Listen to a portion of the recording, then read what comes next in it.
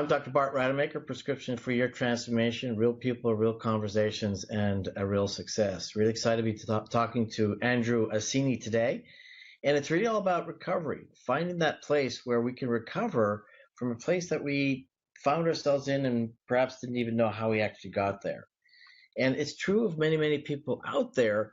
And part of the challenge is that we get lost. We get lost somewhere in the world of confusion, of uncertainty, of fear, of all the different things that could take place in our life. And the key to our personal success, the key to being able to get out of that place is really honestly a spiritual journey. It's a journey that you have to take, because without that spiritual journey, it's not likely that you're going to find whatever it is that you need to find to heal yourself. And that's the story of Andrew, if I understand him correctly. And I'm really eager to understand, what his experience has been, because it's because of what he's experienced that he is a healer and a teacher and a guide for so many people out there. So Andrew, thank you so much for joining me today on Facebook Live. Thanks, man. It's a blessing to be here.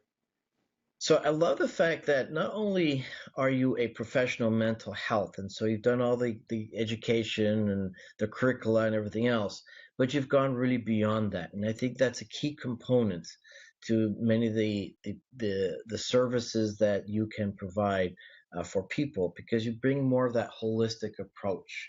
I mean, it's that spiritual end of things. It's the worldly, environmental things. It's the intuitive things, and not just a bunch of data from books. And as a doctor myself, and really grasping that part of life, my approach to a lot of what I do is also a much more holistic one. But I know nothing about what you do, and so I'm eager to hear from you. First of all, your process of your own recovery and how you're able to support people with theirs. So yeah, I mean, a lot of the times I'd like to know what it is that I'm exactly doing. Yeah, I think that just coming from a sincere and authentic place, and being able to tap experience in a particular way, and show up for somebody is really a huge piece, if not the core of it. I mean, my own recovery, drugs and alcohol and a little bit of gambling were like some of the flavor that prescribed the pain that was required in order to start the transformation process. So I mean, I'm like personally familiar with those particular flavors of pain, if you will. What I've come to understand is that like whatever the pain is far less important than the fact that like we have pain and now we're seeking to do something different. So then meeting people in that place where they're just willing to do what is necessary in order to make a change is yeah. So in a way, if I perceive it correctly, and correct me if I'm wrong, is that pain got you into that place in the first place, and it's pain that also got yourself out. Yeah, sure. I mean, I like we can say I talk to folks and it's like, oh man, I got all this, all this poop is happening. Life is pooping on me. And it's like, all right, or are you being provided with ample amounts of fertilizer for the growth that's about to take place? And right. Yeah, man. Totally. I mean, I always like, one of my favorites is like, imagining what it's like to be whatever a little fluffy chicken thinks it is before it comes flying out of the egg. Like that process has got to be a little scary. Right. So yeah, I mean, for some things to be born, other things have to die, and I don't know. What's a typical? I mean, there's nothing typical, I guess, but what's a tipping point? What's that point, perhaps in your case, that you said enough is enough, and I'm going to change? I mean, how did that happen for you? So I actually did some of my master's thesis stuff around trying to find out, like, because I mean, that's like $1 billion question, right? Like, if we know that if you get to a certain spot that then sets the dominoes in motion, like, okay, cool, let's do that. But it seems like everybody's tipping point is different. I mean, compared to some of my friends and some of the folks that I run with, my bottom, if you will, was maybe more shallow, but in some ways it was deeper than other people could imagine. So I mean, why? My current operating theory is that there's actually multiple windows that some sort of event will take place which will cause enough pain or enough of an impact that kind of like pops open a window of opportunity. And then in that window of opportunity, we can then kind of take take advantage of that and run with it. Like we're granted a grace period to then begin to try to like put things together differently. But if we don't run with it, that window will close, and then it's who knows how much longer until some other event is the impetus for maybe another window of opportunity. So yeah. So would it be true then, and as I'm thinking and kind of experiencing perhaps an idea or sense of your experience, Mm-hmm. but is it perhaps a combination of, okay, I've got enough pain, but I also have a direction I can go in. I have clarity as to where I can go, or I've got a solution or a semblance of a solution. Because the truth is, if you're in pain, you're still in pain. If you don't know where to go, then you're still stuck. Yep, 100%. I had my kind of like, or one of my big like awakening moments that something had to be different, but I didn't really start making a change until about 6 months later because I didn't know what to do. Like I knew something had to be different, but I didn't know what to do. And then I was blessed to meet a couple individuals who were able to then set me off. Like, okay, like, hey, try this thing. And in a way that wasn't like, you need to do this. It was like an invitation to a different way of being. And and I mean, I'm forever grateful for the folks that were there. Yeah. So what was your inspiration to go down the path of becoming a mental health professional and then helping others, overcome this? So I'm kind of like a recovering know-it-all. So once I realized I had like mental health issues, I figured I should be the guy that tells other people they have mental health issues. But no, I mean, really, it kind of just unfolded naturally.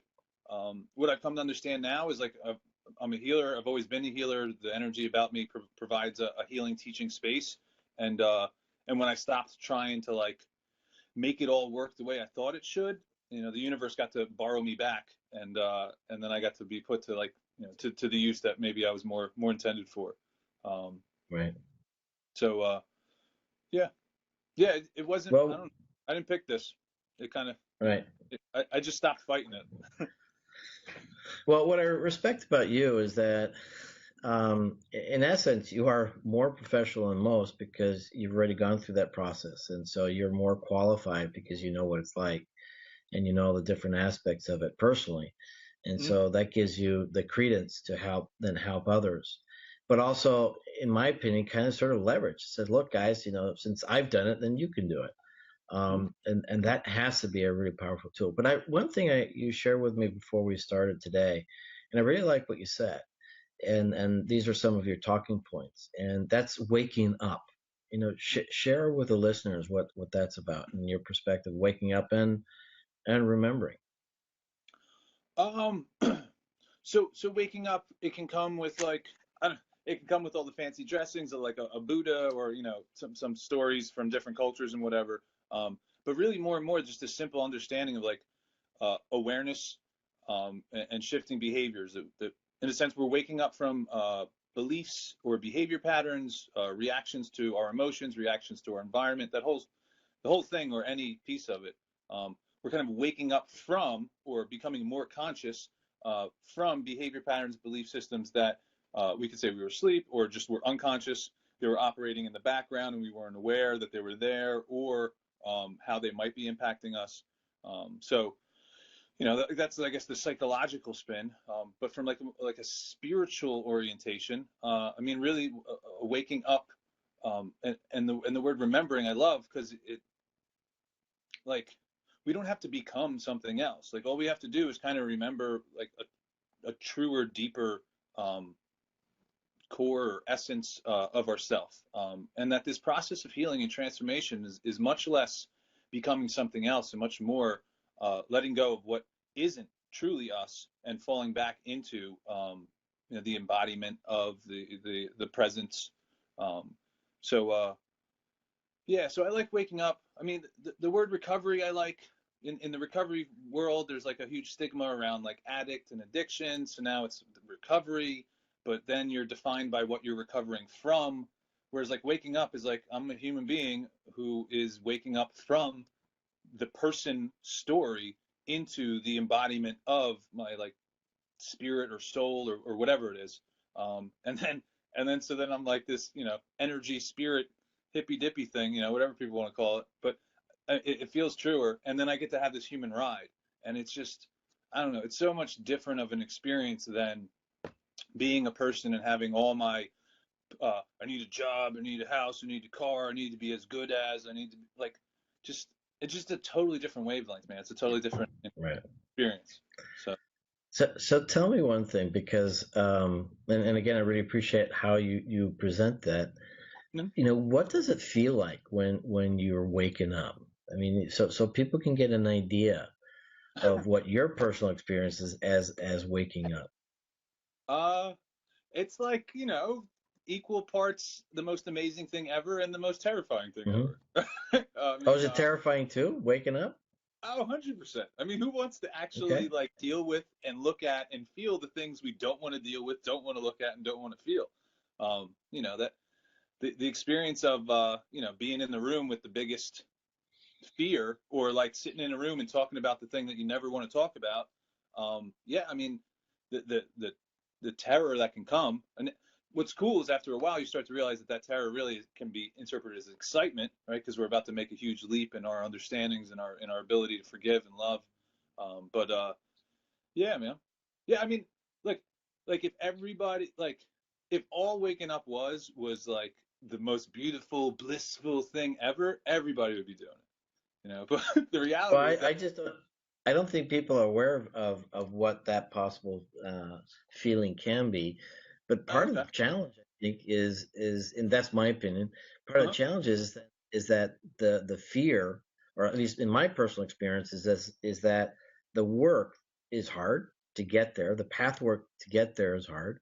It's 100%. difficult. It's scary. But once you've done it, once you've resolved it, then it's almost elation. It's liberation. It's freedom. It's power. Whatever you want to be, and you're kind of like on top of the world. It's the coolest feeling. And that's been my experiences.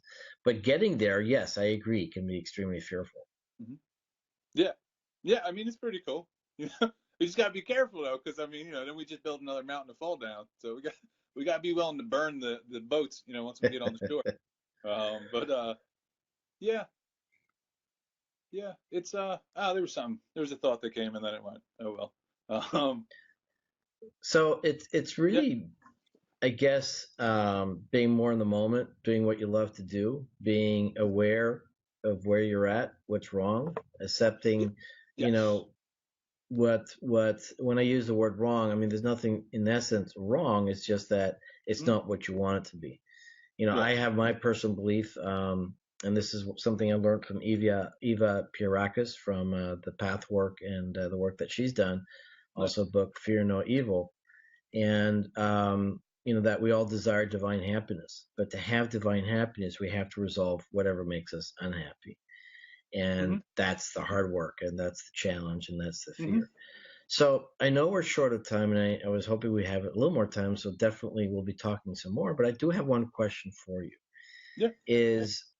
And I agree, I don't like the labels or anything else, but for people to avoid getting in this stuck state where they're dependent on substances and things like that, I mean, what kind of advice or insights can you share with others so that they don't go down that path, they don't go down that rabbit hole and get lost? Well, so like what's coming through at the moment is that, like, if that's their path, that's their path. Okay.